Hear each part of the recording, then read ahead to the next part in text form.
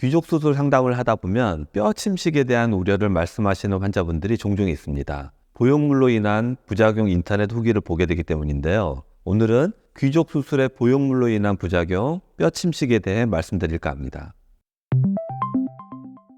성형외과에서 볼륨을 높여주는 수술에는 보통 보형물을 많이 사용하는데요. 코나 가슴, 턱끝과 이마에도 보형물이 들어가고 오늘 말씀드릴 귀족에도 보형물이 들어갑니다. 특별한 이유가 없다면 보형물은 평생 가지고 살게 되기 때문에 뼈가 아무리 강하다고 해도 혹시 내가 뼈 침식이 되는 것은 아닐까 하는 걱정이 드실 수 있습니다. 제가 전국의 재수술 환자를 전부 조사해 볼 수는 없지만 그동안 제 경험이나 동료 성형외과 의사들과의 의견 교환을 해보면 코 보형물이나 가슴 보형물, 이마 보형물은 뼈 침식이 매우 드뭅니다. 다만 턱끝 보형물은 뼈 침식이 많이 보고되고 있으며 귀족 수술은 수술 방법에 따라 뼈 침식이 생길 수도 있습니다.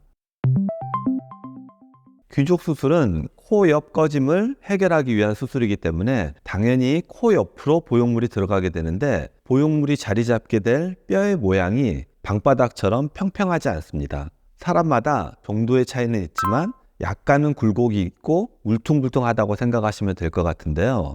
이 울퉁불퉁한 뼈 위로 평평한 보형물 바닥이 위치하게 되면 어떻게 될까요? 시간이 지나면서 튀어나온 부분에 보형물의 압력이 집중되기 때문에 뼈 침식이 일어나게 됩니다. 특히 우리 치아에서 송곳니가 자리 잡고 있는 부분은 송곳니 치아 뿌리 때문에 많이 튀어나와 있는데요. 제가 귀족 수술, 재수술을 하면서 보면 이 부분에 뼈 침식이 집중되어 있습니다. 이 부분에 뼈 침식이 일어나면 엑스레이를 찍어볼 필요 없이 환자분이 금방 느낄 수 있습니다. 송곳니에 통증이 발생하기 때문입니다.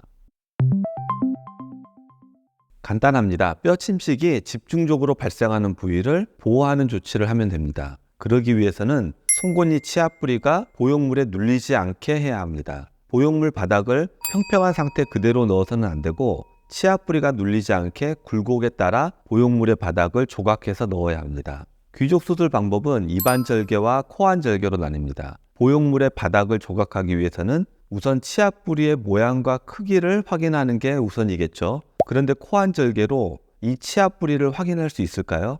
그래서 저는 꼭 입안절개를 고집합니다. 입안절개를 통해 울퉁불퉁한 뼈 모양을 육안으로 확인해서 거기에 맞게 보형물을 조각해서 놓고 있습니다. 그래서 저는 귀족 수술의 대부분의 시간을 보형물 조각에 할애하고 있습니다. 제가 유튜브에서 말씀드린 적이 있는데 미용성형 수술은 환자분들의 요구사항이 있어서 거기에 대한 의사의 응답으로 수술이 개발되어 왔습니다. 수술이 처음 개발되었을 때는 부작용에 대한 우려가 많았고 그에 따른 대응책으로 수술법이 개량되어져 왔습니다. 귀족 수술도 간단하지만 수술이기 때문에 부작용이 없을 수가 없습니다. 하지만 뼈 침식에 대한 부작용만큼은 보형물 조각 기술로 거의 해결되었다고 생각합니다. 코옆 꺼짐이 심한 분들은 뼈 침식에 대한 우려 없이 편한 마음으로 수술 받으셨으면 합니다. 끝까지 시청해 주셔서 고맙습니다. 다음에 또 환자분들에게 도움이 되는 영상으로 찾아뵙겠습니다.